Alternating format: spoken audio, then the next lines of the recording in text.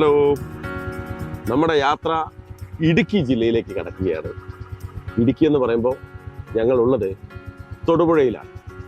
തൊടുപുഴയിൽ വന്നാൽ VJ Joseph സാറിനെ കാണാൻ എങ്ങനെ പോകും?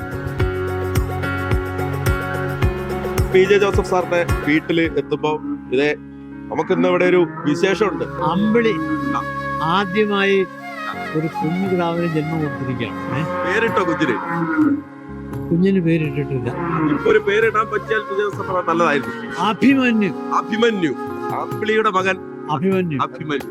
അതുകൊള്ള നമ്മള് പല രാഷ്ട്രീയ പാർട്ടികളെ നമ്മളിങ്ങനെ പറയും വളർച്ച പടവലം പോലെയാണെന്നൊക്കെ പറയും. അങ്ങനെ വളരുന്ന ചില പാർട്ടികൾ ഉണ്ട് അല്ലെ? നമ്മളാരെയും ചെറുതായി കാണാൻ ആഗ്രഹിക്കുന്നു. രണ്ടില കാര്യമായി തളിർക്കുന്നതാണ്. ഇവിടെ രണ്ടിടത്താണ് ഞങ്ങൾ തമ്മിൽ മത്സരം.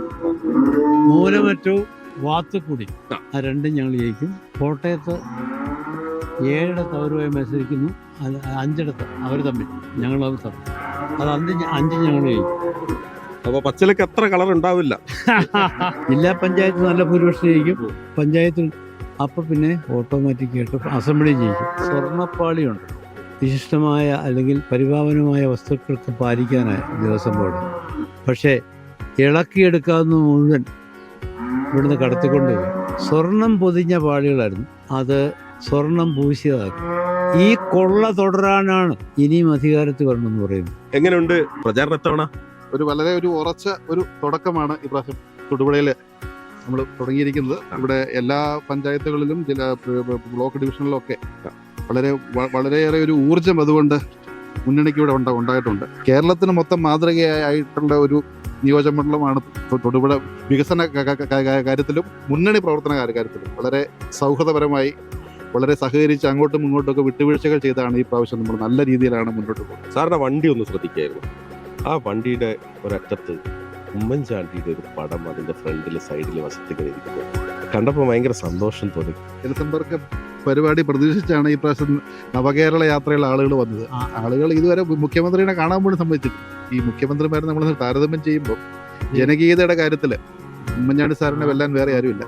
കരയാറില്ല കരഞ്ഞാൽ ഒരു കരിങ്കുഴലി, കാട്ടുകുറിഞ്ഞി പൂവും ചൂടി സ്വപ്നം കണ്ട് മയങ്ങുന്നു. ഈ പറഞ്ഞ കാട്ടുകുറിഞ്ഞി പെണ്ണ് സ്ഥാനാർത്ഥിയാണെങ്കിൽ ഇപ്പൊ ചിരിക്കില്ല എന്ന് പറയാൻ പറ്റില്ല. സ്ഥാനാർത്ഥികളൊക്കെ ഇപ്പൊ ചിരിക്കുന്ന സമയമാണല്ലോ. ചിരിക്കാറില്ല എന്ന് പറയാൻ പറ്റില്ല എന്ന് പറയാം. എല്ലാരും ചിരിച്ച് നിങ്ങൾ ആനന്ദിച്ചുല്ലസിക്കുവിൻ. അസ്വസ്ഥമാകേണ്ട. അസ്വസ്ഥമാകുന്നതുകൊണ്ട് നിന്റെ ആയുസിന്റെ ഒരു മുഴം പോലും വർദ്ധിക്കില്ല. അതുകൊണ്ട്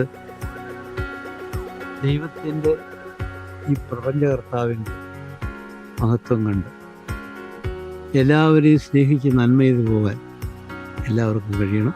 പൊതുപ്രവർത്തകർ പ്രത്യേകം കഴിയണം. ഈ പാട്ടിനോട് എപ്പോഴാണ് ഇങ്ങനെ ഇഷ്ടം തോന്നിയത്? പ്രത്യേകിച്ച് ഈ ഹിന്ദി പാട്ടുകളോട്.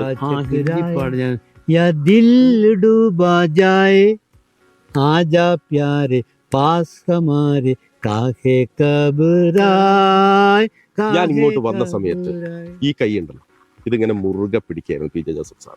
വലിയ മനസ്സ് നിറഞ്ഞൊരു കാര്യമാണ് ഇങ്ങനെ ചേർത്ത് പിടിക്കുക, ഇങ്ങനെ കൂടെ കൊണ്ട് നടക്കുക എന്നുള്ളത്. തുടരട്ടെ. എന്തായാലും തൊടുപുഴയിൽ നിന്ന് യാത്ര തിരിക്കുകയാണ്, മടങ്ങുകയാണ്.